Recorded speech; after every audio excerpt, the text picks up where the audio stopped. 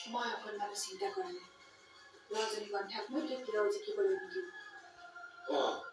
আৰু এটা কথা কোৱাই নাই নহয়, মই প্ৰিন্সিপালক কৈছো, যদি মানে তোমাক যদি ইউনিফৰ্ম পিন্ধিবলৈ জোৰ কৰে, আমি থানা আৰু আইনৰ সহায় ল'ম।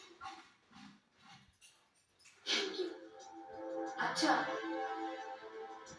কৌশিকে ৰজনীগন্ধাৰ এই কথাবোৰ জানে নেকি?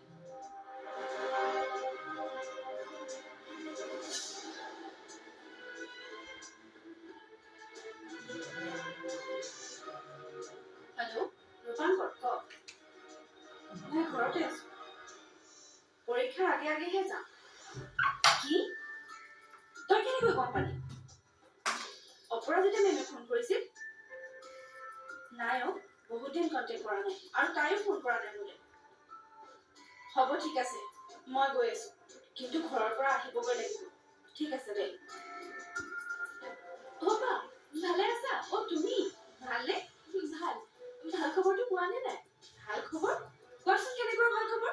বা আমাৰ ঘৰলৈ আহিছিল, মানে ৰজনীগন্ধা বাৰ কথা কৈছে। এইবাৰৰ সৈতে দুবাৰ, প্ৰথমবাৰ অৱশ্যে মই লগ নাপালো, এইবাৰ কিন্তু পালো। তোমালোকৰ ঘৰলৈ ৰজনীগন্ধা গৈছিল? আচৰিত। তাই হঠাতে ইমান সলনি হৈ গ'ল? তোমাকতো চাগে মায়ে কৈছে। নাই কোৱা। আচলতে মই ঘৰৰ কামত অলপ ব্যস্ত হৈ আছো, সেইকাৰণে কথা পতা হোৱাই নাই। পিছে থাকিলে নে আহিলে? নাই, 5 মিনিটমানহে ৰ'ল। কোৰ্টৰ কাগজ এখন দিলে, লগত উকিল এজনো গৈছিল। কোৰ্টৰ কাগজ? কিহৰ কাগজ? নাজানো। দেউতাৰ ওপৰত কিবা কেছ দিছে। এইবোৰ দৰকাৰ নাই। বা যে আমাৰ ঘৰলৈ আহিছিল, সেইটোৱে ডাঙৰ কথা।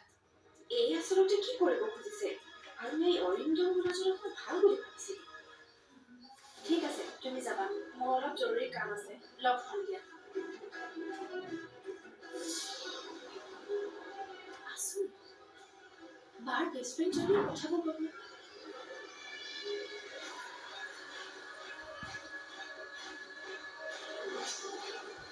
সৰুতে ভৰণ পোষণ নিদিয়াৰ বাবে